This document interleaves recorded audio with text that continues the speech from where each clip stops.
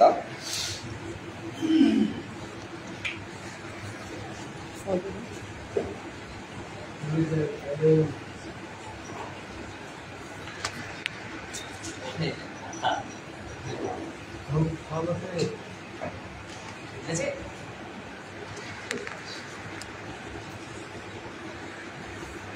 السلام عليكم ورحمة الله وبركاته. الله أكبر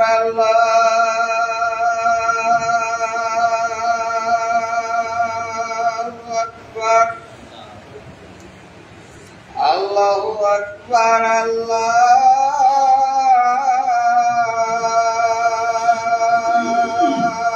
الله أكبر أشهد أن لا إله إلا الله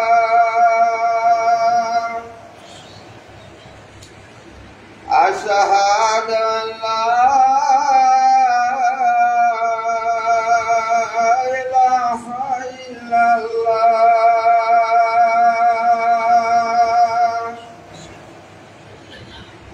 أشهد أن محمدا رسول الله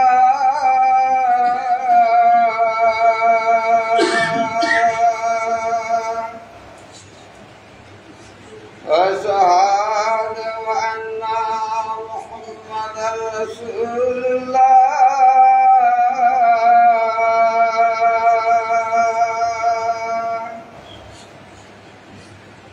حي على الصلاة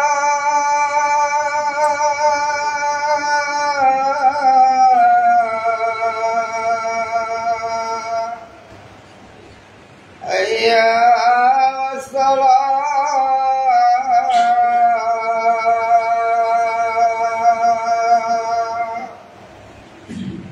حي على الفلاح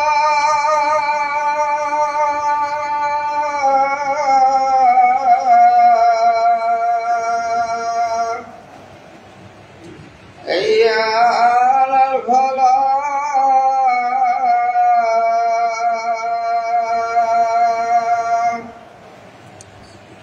الله أكبر الله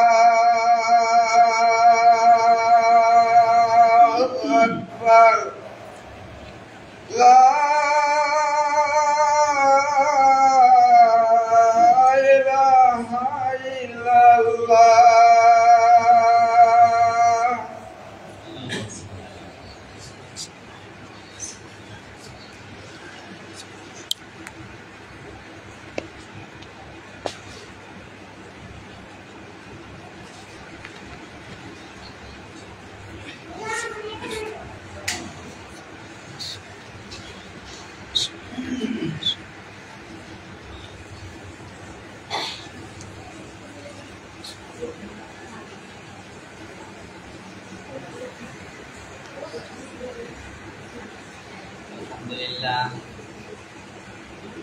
الحمد لله نحمده ونستعينه ونستغفره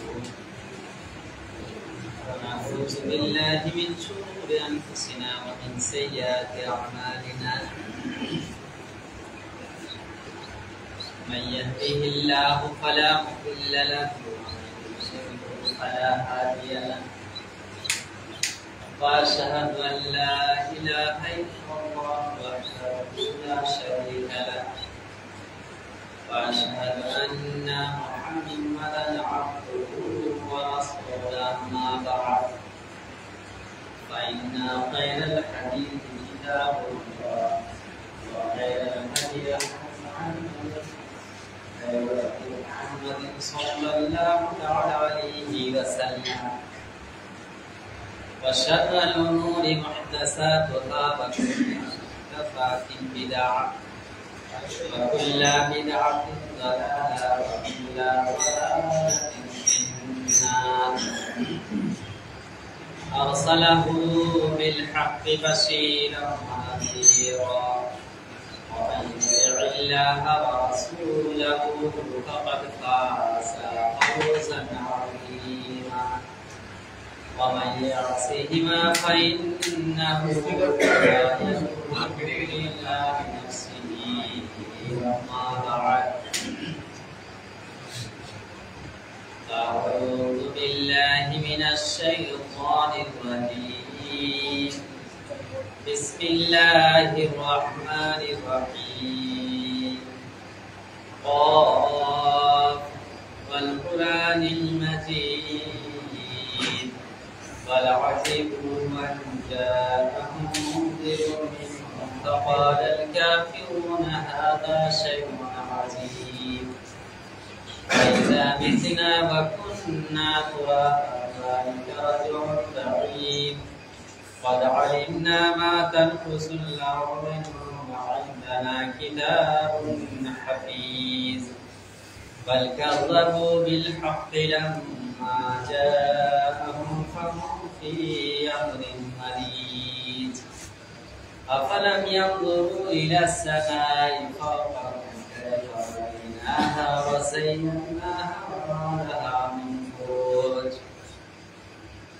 والأرض مددناها وألقينا فيها رواسي وأنبتنا فيها من كل زوج بهيج تبصرة وذكرى لكل عبد منيب ونزلنا من السماء ماء مباركا فأنبتنا به جنات وحب الحصيد والنخل باسقات لها طلع نضيد رزقا للعباد وأحيينا به بلدة ميتا كذلك الخروج كذبت قبلهم قوم نوح وأصحاب الرس وثمود وعاد وفرعون وإخوان وأصحاب الأيكة وقوم تبع كل كذب الرسل فحق وعيد أفعينا بالخلق الأول بل هم في لبس من خلق جديد بارك الله لنا ولكم في القرآن العظيم ونفعنا وإياكم بالآيات وذكر الحكيم إنه تعالى جواد كريم ملك بر رؤوف رحيم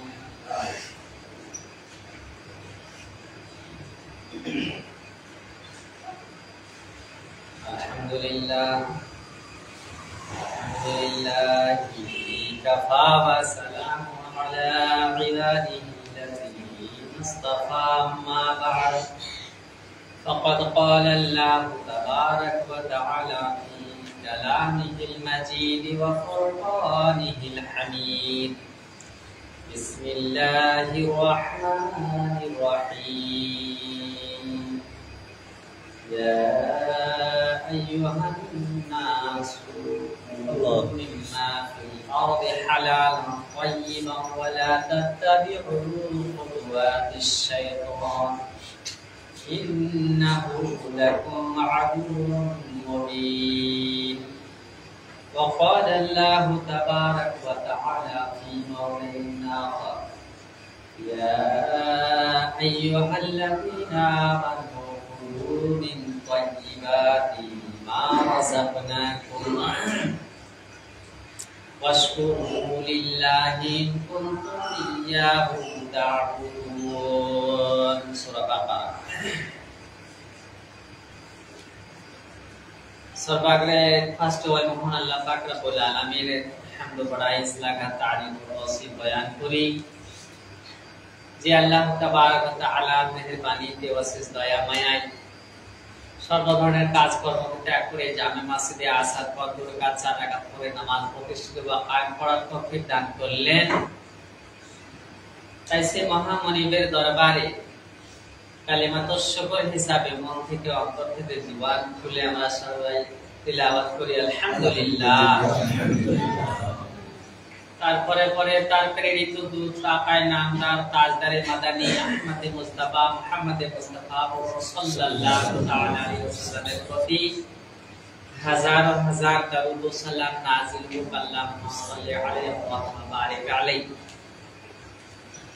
খুতবায়ে সানির পরে দুই জায়গা থেকে দুইখানা আয়াত সূরা বাকারা থেকে তিলাওয়াত করেছি। সে আয়াতগুলির তরজমা, ব্যাখ্যা, বিশ্লেষণ জ্ঞান গর্ভে যতটুকু জুড়বে আপনাদের সামনে বয়ান দেখে বক্তব্য দিতে হবে ইনশাআল্লাহ। আল্লাহ আমাদেরকে বলার সাথে সাথে আমল করার তৌফিক দান দেন। সকলে বলে আল্লাহুম্মা আমিন। আল্লাহ পাক রব্বুল আলামিন সারা পৃথিবীর মানুষকে খিতাব করে সম্বোধন করে ডাক দিয়ে বলেন, ইয়া আইয়ুহান নাস, হে দুনিয়ার মানুষেরা। এখানে কাউকে নির্দিষ্ট বা খাস করে কাউকে ডাক দিয়ে বলেন আল্লাহ পাক রব্বুল আলামিন। দুনিয়ার যত মানুষ আছে সবাইকে খিতাব আছে, সম্বোধন আছে এখানে। ইয়া আইয়ুহান নাস, হে দুনিয়ার মানুষেরা, কুলু, তোমরা খাও, মিম্মা ফিল আরদি, যাহা আমি জমিনকে বিতরণ করে জমিনের বুক ফেড়ে তোমাদের জন্য আমি রিজিক হিসাবে দান করেছি। ওয়ালা তাত্তাবিউ খুতুওয়াতিশ শায়তান, এবং তোমরা শয়তানের অনুসরণ অনুকরণ করিও না, শয়তানের ইত্তেবা করিও না। ইন্নাহু লাকুম আদুউম মুবিন, নিশ্চয় শয়তান তোমাদের জন্য প্রকাশ্য খুব ভয়াবহ খতরনাক ডেঞ্জার দুশমন। এই শয়তান থেকে আর কোন জাতি তোমাদের জন্য প্রকাশ্য দুশমন নেই। কেন? শয়তান সম্বন্ধে বলা হয়েছে ইন্নামা ইয়া'মুরুকুম, নিঃসন্দেহে শয়তান ইয়া'মুরুকুম, তোমাদের উপদেশ দেয়, হুকুম দেয়, অর্ডার করে, এই ভাবা প্রেরণা দান করে, বিসুই, যত রকমের অশ্লীল ওয়াহিয়াত খারাপ মন্দ কাজ আছে সব জিনিসে, ওয়াল ফাহশাই, কথা এবং কর্ম সব দুটোরই হুকুম করে। ওয়াহিয়াত অশ্লীল কাজ, কর্ম, কথাবার্তা, শয়তান তোমাদেরকে হুকুম দেয় যে এই করো সেই করো, মানে শরীয়ত বহির্ভূত যতগুলো কাজ আছে শয়তান ওইগুলোর দিকে বেশি তোমাকে বহলিয়ে ফুসলিয়ে করার প্রচেষ্টা করে। একটা উদাহরণ ওখানে দেওয়া আছে, ওয়ান তাকুলু আলাল্লাহি মা লা তা'লামুন, উদাহরণ দেওয়া হয়েছে শয়তান ওই জিনিসটা তোমার মুখ দিয়ে বের করায়, বলতে বলে, করতে বলে যে জিনিসটা তুমি জানো না। শয়তানের এটা একটা খাসলত বা কি হুকুম করবে একটা নির্দেশনা এখানে প্রকাশ করে দিয়েছে। তো আল্লাহ পাক রব্বুল আলামিন এই আয়াতে বলেন, ইয়া আইয়ুহান নাসু কুলু মিম্মা ফিল আরদি হালালান তাইয়্যিবা, দুনিয়ার মানুষ তোমরা জমিনে যাহা কিছু আমি জমিনকে ভেদ করে ফসল পানি হিসাবে যা কিছু আপনাদেরকে দিয়েছি হালাল তরিকাতে আপনি খাওয়া দাওয়া করেন। হালালান তাইয়্যিবান শব্দটা এখানে ব্যবহার করা হয়েছে। আমরা জানি যে ধান, ফসলের ধান দেখতো ধান, আর বাড়িতে যে ধানগুলা তুলবো সেই ধানগুলা একই ধান। ডিভাইডেড বা ভাগ করার আপনি নজরে আপনি দেখতে কোনো খারাপ লাগবে না, কিন্তু ওই 20টা দানার ভিতরে একটা দানা যদি আপনি ওসল হিসাবে বের না করেন, এই জিনিসটা হলো আপনার হারাম, এটা হালাল হলো না। এটা একটা সাপোজ আল্লাহ পাক রব্বুল আলামিন দেখাতে চেয়েছে যে ওই যে দেশি তোমাকে দান ওয়া তো হাক্কাহু ইয়াউমা হাসাদিহি, ধান কেটে বাড়িতে নিয়ে এসো, মাড়াই করা হয়ে গেছে, এবার পুরা পাড়া সব শেষ, এখন ধান গোলাতে কুটিতে বা গুদাউনে উঠবে। 20 বোরাতে 1 বোরাতে একটা নিসাব আছে, নিসাবটা পরে বলবো ইনশাআল্লাহ। মিকদার আছে, খামসাতা আউসুকিন শব্দ ব্যবহার করা আছে হাদিসের ভিতরে। 5 ওয়াসাক থেকে যদি কম আপনার দানা পানি হয় তো লাইসা ফিহা যাকাতুন, ভিতরে ওজন নেই, যাকাত নেই। তো লাইসা ফিহা, আর 5 ওয়াসাক থেকে যদি বেশি হয় তাহলে আমাকে আপনাকে 20 ভাগের 1 ভাগ আপনাকে ওষুধ বের করতে হবে। ওই 20 ভাগের 1 ভাগ 20 মনের 1 মন বা 20 কেজিতে 1 কেজি, ওই 1 কেজি দুটোই ধান দেখতে একই প্রকার, একই রকম, একই রং, একই সবকিছু, কিন্তু একটা জিনিসই দেখতে, কিন্তু ওই 1 কেজি যে আপনি বের করলেন না, 20 কেজিতে 1 কেজি, ওই হয়ে গেল আপনার হারাম। আর এই 19 কেজি হয়ে গেল আপনার, 1 কেজি যদি বের করে দেন এই হয়ে গেল আপনার হালাল। এই কথাটাকে আল্লাহ পাক রব্বুল আলামিন এখানে স্পষ্ট করে দিতে বোঝাতে চেয়েছেন, মিম্মা ফিল আরদি, যাহা কিছু জমিনের মাধ্যম দিয়ে যাহা কিছু খোরাকি স্বরূপ তোমাদেরকে দান করেছে আমি, তো হালাল তরিকাতে তুমি খানা দানা খাও। আমরা ইতিহাসের পাতায় একটু ঢুকবো, শরিয়তের কথা আরো ভালোভাবে বুঝবো যে হালাল তরিকাতে সেই জামানার মানুষেরা কিভাবে খাওয়া দাওয়া করত। নবীজি ইন্তেকালের পরে খিলাফতের মসনদে যখন আবু বকর সিদ্দিক রাদিয়াল্লাহু তাআলা আনহু বসলেন, তো তার একটা ব্যবসা ছিল, জীবিকা নির্বাহের একটা জারিয়া ছিল, কাপড় বিক্রি করা, ব্যবসায়িক ছিলেন তিনি। তো ওই সিংহাসনে বসার পরে কয়েকদিন পরেই তখন পিছন দিকে কাপড়ের গাঁঠরি বেঁধে চলে যাচ্ছেন ওমর ফারুক রাদিয়াল্লাহু তাআলা আনহুর সামনে দিয়ে, মসজিদে নববীর সামনে দিয়ে। তো ওমরকে ডাক দিয়ে বলছেন, ইয়া আবু হুরায়রা, না ইয়া আবু বকর সিদ্দিক, আপনি যাচ্ছেন কোথায়? বলে ব্যবসা করতে গেলাম। তো আপনি ব্যবসা করতে যাবেন তো খিলাফত কে চালাবে? সিংহাসনের ভার যে আপনি নিয়েছেন, জনগণকে ভালো মন্দ কে দেখাশোনা করবে? উত্তরে আবু বকর বললেন যে আমি যদি খালি মসনদে বসে থাকি, খিলাফতের মসনদে বসে থাকি, আমার বিবি বাল বাচ্চাকে কে দেখবে? আর কোনো কথা বলাবলি হলো না, চলে গেলেন। সন্ধ্যাবেলায় ঘুরে এলেন, রাতের বেলায় পার্লামেন্টে বসিয়ে দিলেন হযরত ওমর ফারুক রাদিয়াল্লাহু তাআলা, ওয়াজিফা চালু করে দেওয়া হলো, রাশন। আবু বকরকে ব্যবসা বাণিজ্যের জন্য, নিজের পারিবারিকের জন্য এদিক ওদিক মাথা ঘামাতে হবে না, এদিক ওদিক ব্যবসার জন্য দিতে হবে না। সরকারি জিয়ারতের মাল থেকে, বাইতুল মাল থেকে কিছু নির্ধারিত করে দেওয়া হোক, ওর পরিবার যেন চলবে এরকম পরিমাণ দিদা হলো। দিন যায় রাত যায়, কিছুদিন পরে তার স্ত্রী তার কাছে আবেগ বা মনের একটা ভাব প্রকাশ করলো, স্বামী জান আমার মিষ্টি হালুয়া জাতীয়, খিরসা জাতীয়, মিঠা জাতীয় কিছু খাবার ইচ্ছা পোষণ করলেন, খাওয়ার খুব ইচ্ছা, ব্যবস্থা করা যাবে না? তো আবু বকর বললেন, বিবি জান এই জিনিসগুলোর ইন্তজামের আমার কাছে টাকা পয়সা কোনো ভাঁজ নেই, আমার কাছে এরকম জিনিসের কোনো মুহাইয়ানা ইন্তজাম নেই, হবে না, তোমার আরমান আমি পূরণ করতে পারবো না। এবার এই স্ত্রী যখন বিমুখ হয়ে গেল, বাড়িতে গেলেন, দিন যায় রাত যায়, ওই যা রাশন পায় তার থেকে 100 গ্রাম 1 গ্রাম 2 গ্রাম করে তুলে রাখতে রাখতে 8 দিন হোক 15 দিন পরে হোক, ওই মাল যখন জমা হয়ে গেছে রাশন থেকে, বাজারে বিক্রি করে দেওয়ার পরে ওই চিনি হোক, সিন্নি হোক, মিষ্টি জাতীয় চাল ডাল নিয়ে এসে মিষ্টি জাতীয় জিনিস তৈরি করে আবু বকর সিদ্দিক রাদিয়াল্লাহু তাআলা আনহুর সামনে যখন উপস্থিত দিয়ে দেওয়া হয়েছে খাবার, তখন তার ওই আবু বকর সিদ্দিক রাদিয়াল্লাহু তাআলা আনহু খাবে, তার আগাখানে জিজ্ঞেস করে বসে, বিবি জান এই হালুয়া বা এই খিরসা আমার তৈরি করার মতো টাকা পয়সা বাড়িতে দেখিনি কোনোদিন, যা রাশন পানি পায় দিন খাবে রাত যাবে, আর সকালে যেন এরকম বাঁধবে এরকম ব্যবস্থা তো নেই আমার। তো উত্তরে স্ত্রী বলল যে এই প্রকারে অল্প রেখে রেখে এই 8 দিন 10 দিন পরে এরকম ইন্তজাম করেছে। খাওয়া দাওয়া খেলেন, খাওয়া দাওয়ার পরে আবার সভা ডাকলেন, পার্লামেন্ট বসে গেল, হে সবার মানুষেরা, তোমরা আমাকে যা রাশন দাও তার ভিতর থেকে এই কিঞ্চিত পরিমাণ বেশি চলে যাচ্ছে, এইটুকুন মাল যদি আমাকে কম দেওয়া হয় তবু আমার পরিবার দিন রাত গুজরিয়ে নিতে পারছে, অথচ এই জিনিসটা আমার বেশি আসছে বাইতুল মাল থেকে, এটা হুজুর খরচা আমার দিকে চলে আসে, এই খরচাটা আমি আপনি বন্ধ করে দিই। একটা ইতিহাস শেষ করলাম, আর একটা ইতিহাসে যাব আমরা, দেখো হালাল তরিকা।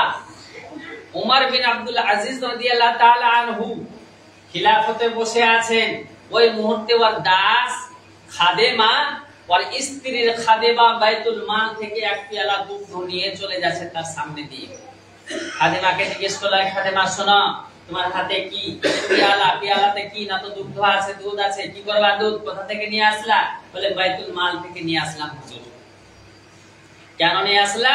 বলে আপনার স্ত্রী এখন গর্ভবতী অবস্থায় আছে, এখন হামেলা অবস্থায় আছে, আপনার স্ত্রী পছন্দ করেছে, ইচ্ছা পোষণ করেছে যে আমার দুধ খাওয়ার খুব মন। তো গোটা গ্রাম আশেপাশে পাড়া প্রতিবেশী সবার কাছে খোঁজ খবর নিলাম, কাউরি বাড়িতে দুধ পাওয়া গেল না। সর্বশেষে দেখলাম যে আপনার বাইতুল মালে জমা আছে, নিয়ে চলে যাচ্ছি। আর এই সময়তে যদি ওই হামেলা স্ত্রীকে যদি ওর মন পছন্দিদা জিনিস খাবার দাবার না দেওয়া হয়, মহিলাদের একটা কাহাবাত আছে, বাচ্চা নাকি খসে পড়ে যাবে, গর্ভজাত হয়ে যাবে এমনিতেই অটোমেটিকলি। এই জন্য জাহাপনা বা এই জন্য আমিরুল মুমিনিন, আমি আপনার এই বাইতুল মাল থেকে দুধ নিয়ে যাচ্ছি। দুধ হাত থেকে ছিনে নিলেন, জোর করে ছিনে নিলেন। খাদিমাকে বললো, স্ত্রীকে আমার বলে দাও গা, এই হারাম মাল খেয়ে আমার বাচ্চা যে লালন পালন হবে এটা আমি ভালো মনে করি না। এই হারাম গেজা খেয়ে, অবৈধ গেজা খেয়ে আমার দুনিয়াতে আমার সন্তান ভূমিষ্ঠ হবে, দুনিয়াতে পোষাপালা বড় সড় হবে, এটা আমি পছন্দ করি না। তাছাড়া আমাকে সিংহাসনের মাল, দেশের মালিক, প্রধানমন্ত্রী আদিল হিসাবে তৈরি করা হয়েছে। এই মালকে নিয়ে আমি ছিনিমিনি করব, জায়েজ না জায়েজ জায়গাতে আমি খরচ করে দেব। এই সওয়ালটা যদি একদিন আল্লাহ পাক রব্বুল আলামিন আমাকে করে দেন, তা আমি এই সওয়ালের জবাব আল্লাহর কাছে দিতে পারব। ছিনিয়ে নিলেন, স্ত্রীকে গিয়ে বলে দাও গা, আমার পুরুষের সন্তান দুনিয়াতে আসুক বা মরে যাক বা এমনি খসে পড়ে যাক, আমি তাতে সন্তুষ্ট আছি, কিন্তু আল্লাহকে নারাজ করতে, আমি হারাম গেজা খেতে আমি কখনো আমি উদ্যত হব না, রাজি। তো আল্লাহ পাক রব্বুল আলামিন এই যে হালালান তাইয়িবান শব্দটা বলেছেন, এই হালালান তাইয়িবান শব্দটা সেই জামানার মানুষেরা এর গহরাইটা সমস্ত ইলম ওরা অর্জন করেছিল যে হালাল কি জিনিস, হারাম কি জিনিস। আমাদেরও উচিত হবে খাউফে খুদা, অন্তরের আল্লাহ পাক রব্বুল আলামিন ডর রাখা। ডর যদি আমার ভিতরে, আপনার ভিতরে থাকে, তাহলে আমার দ্বারা, আপনার দ্বারা কোনো সময়তে হারাম গেজার দিকে কখনো যাব না। আর মসনদে যদি আমরা বসে যাই, আমরা বসে আছি কতজন যে মসনদে বসার পরে নিজের পৈতৃক সম্পত্তি হিসাবে, ওয়ারিসানা মাল হিসাবে আমরা ওই জিয়ারতের মালকে, বাইতুল মালকে, সরকারি মালকে ভক্ষণ করছি। অথচ আমরা ইতিহাসে জানি উমর ফারুক রাদিয়াল্লাহু তাআলা আনহুকে যখন মসনদে বসা হলো, খিলাফতে বসা হলো, তখন শুয়ে আছেন, শুয়েটা খালিদ তার চমকে উঠে গেলেন, হায়রে সর্বনাশ, এত বড় দেশের আমাকে মালিকানা দিয়েছে, জানি না কোন জায়গাতে কোন লোক সুবিধায় আছে, কেউ অসুবিধায় আছে, কেউ যদি দুনিয়ার বুকে এই আমার রাজ্যের ভিতরে, আমার দেশের ভিতরে যদি কেউ অসুবিধায় পড়ে থেকে যায়, আর আমি যদি তার খোঁজ খবর না নিয়ে সুবিধা করতে পারি, তাহলে কিয়ামতের দিন যদি আমাকে আবু বকর উমরকে যদি জিজ্ঞেস করে ফেলে, উমর ফারুক, তোমাকে আমি মসনদের মালিক, এত জায়গা, এতটি লোকের আমি তোমাকে মালিক বানিয়েছিলাম, অমুক লোকটা এরকম অসুবিধায় পড়েছিল, লোকটা তুমি খোঁজ খবর নিয়ে সুবিধা প্রদান করতে পারোনি, ব্যাপারটা কি তুমি জবাব দাও। এই জবাব যদি আল্লাহ পাক রব্বুল আলামিন সওয়াল যদি করে দেয়, তাহলে আমার জবাব দেওয়া খুব মুশকিল হবে।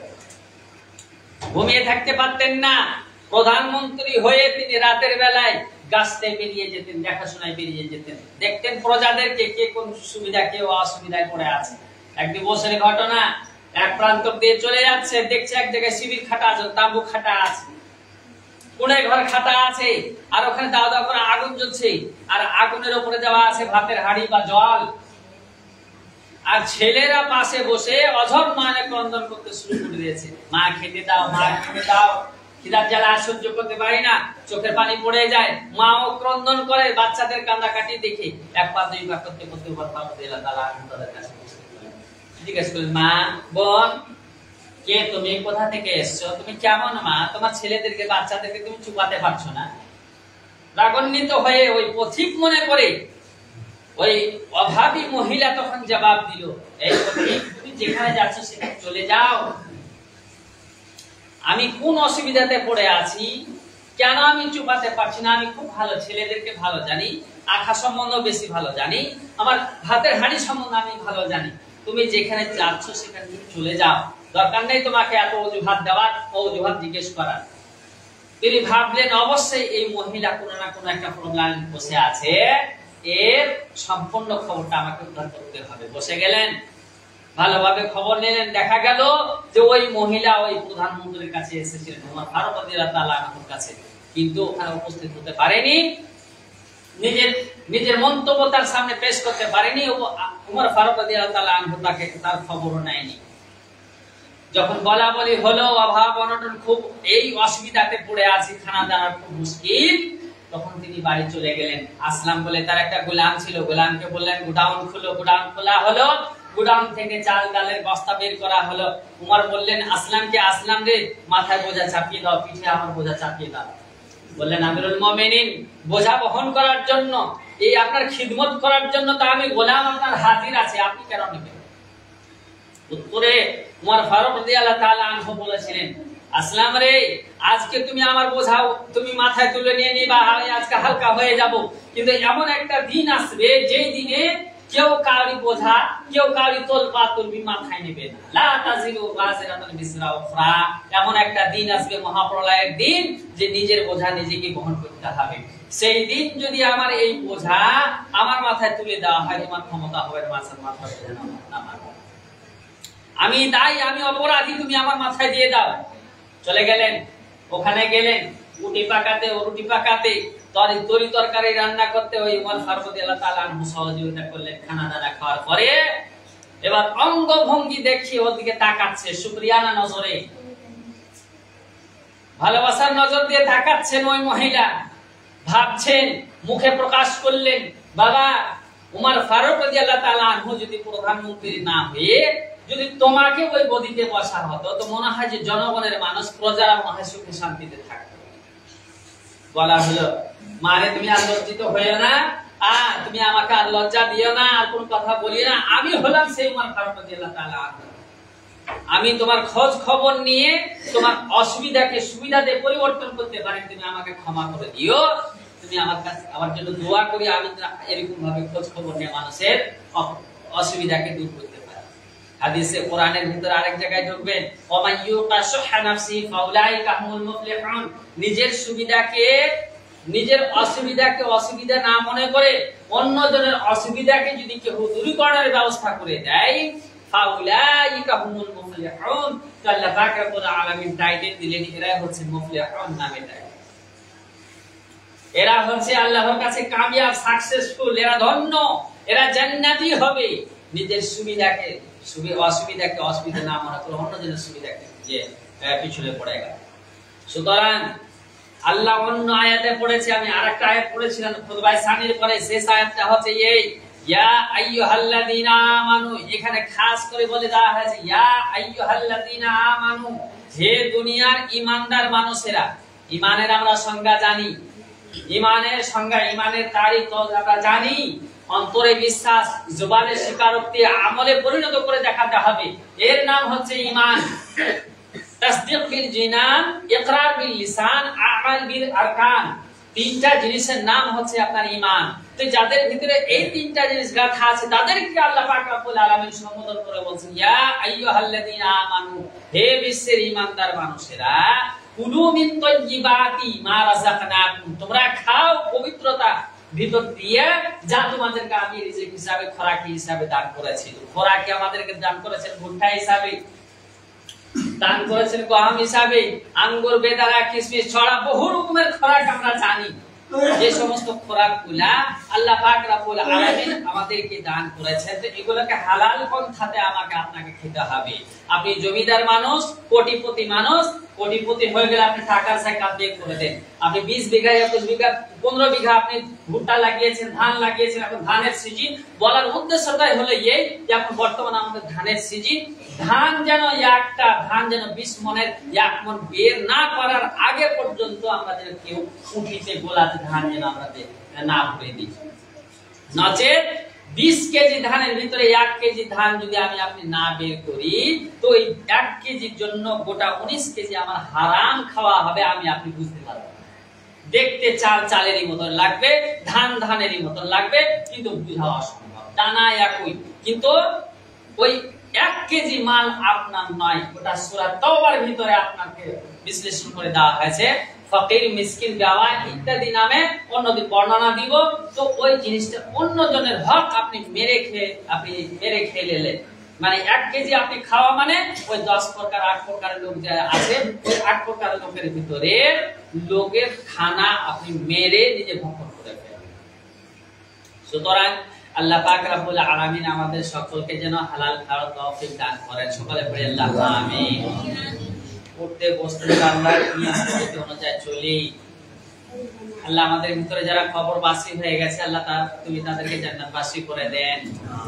আল্লাহ আমাদের ভিতরে যারা রোগী আরোগ্য দান করেন, আল্লাহ আমাদের ভিতরে যারা পেরেশানিতে আছে পেরেশান দূর করে দেন, আল্লাহ আমাদের রুজি রোজগারে বরকত দান করেন, আল্লাহ আমাদেরকে 5 ওয়াক্ত নামাজ হিফাজত করার তৌফিক দান করেন, আল্লাহ আমাদের বিবি বাল বাচ্চাকে শরীয়ত মতে চলাবার তৌফিক দান করেন। ربنا تقبل منا انك انت السميع العليم اللهم صل على محمد وعلى ال محمد كما صليت على ابراهيم وعلى ال ابراهيم انك حميد مجيد اللهم بارك على محمد وعلى ال محمد كما باركت على ابراهيم وعلى ال ابراهيم انك حميد مجيد سبحانك ربنا رب العزة عما يصفون وسلام على المرسلين واخر دعوانا الحمد لله رب العالمين.